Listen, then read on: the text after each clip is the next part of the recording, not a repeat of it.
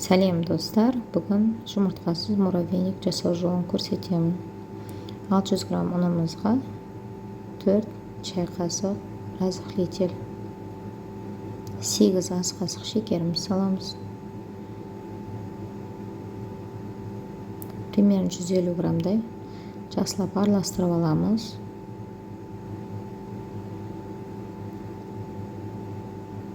Бөлме температурасына еріп тұрған сливочный майымыз саламыз. 180-200 грамм. Примерно мен 360-400 граммдай қостым. 600 грамм ұнымызға жақсылап біріктіріп аламыз.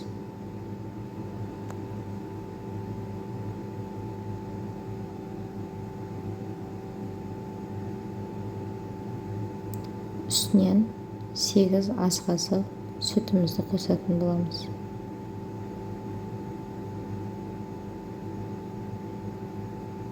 Жақсылап жұмсақ қамыр елейміз.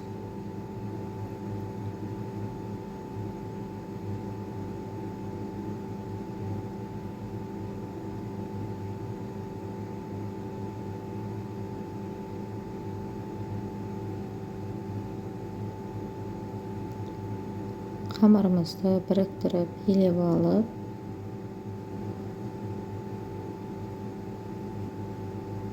бірнеше бөлікке бөлеміз.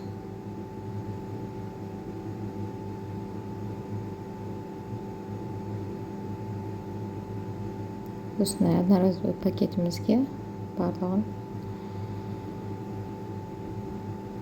салып, жеке-жеке арасын ашып отырып салып, холодильникке мұздатқышқа 2 сағатқа жібереміз. Жақсылап мұздап шыққан қамырымыз бен жұмыс жасау өте оңай болады. Біркелкі теркіден өткізіп аламыз мұздаған қамырларымызбен.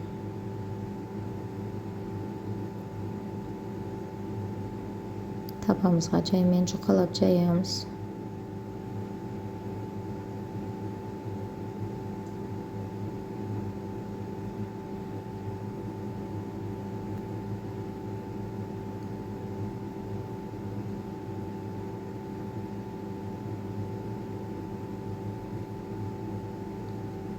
Барлығын осылай жайып дайындап аламыз да, қызып тұрған пешімізге 200 градуста золотистый цветке енгенше қызартып пісіріп алатын боламыз.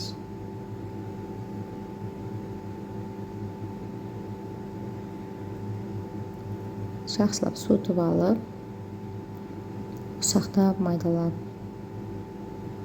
тураймыз да, ұсақтап майдалап бөлшектеп бөлеміз да,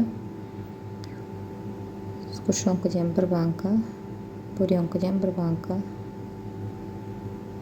қосамыз.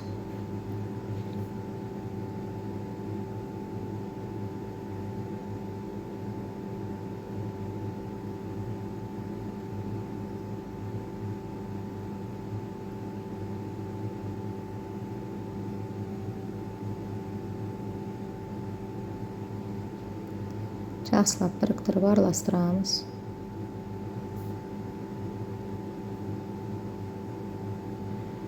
Сгущенкамыз бен буренкамыз арасына толық сіңгенше жақсылап араластыру керек.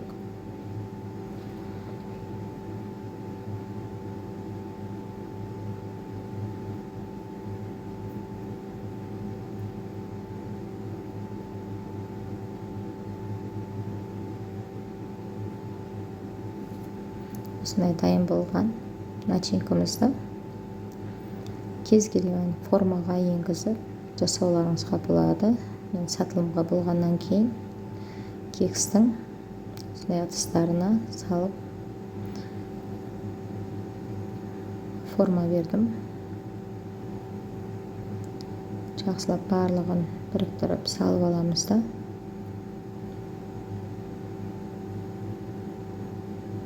нығап отырып осылай үстінен басасыздар. Сол кезде муравейниктеріңіз шашырап кетпейтін болады. Ұсақталып қалмайды. Біркелкі денесін сол қалып ұстап тұратын болады.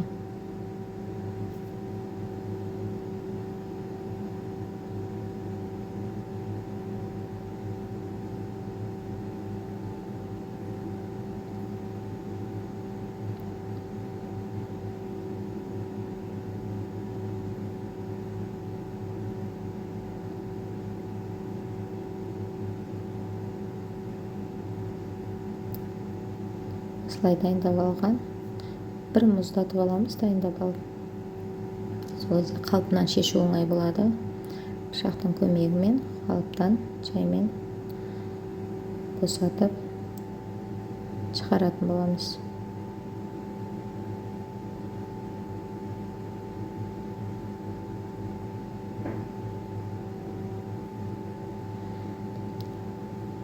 Осындай кексіміздің атнарасы қағаздарына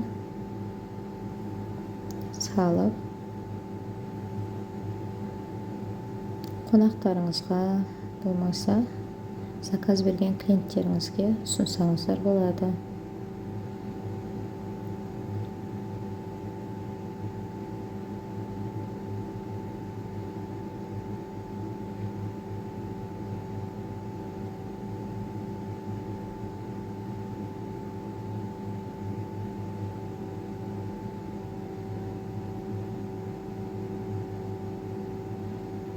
Осымен муравейнигіміз дайын. Бүгінгі түсірген видеом ұнаса, маған тіркеліп, комментарийге жақсы пікірлеріңізді білдіре кетіңіздер.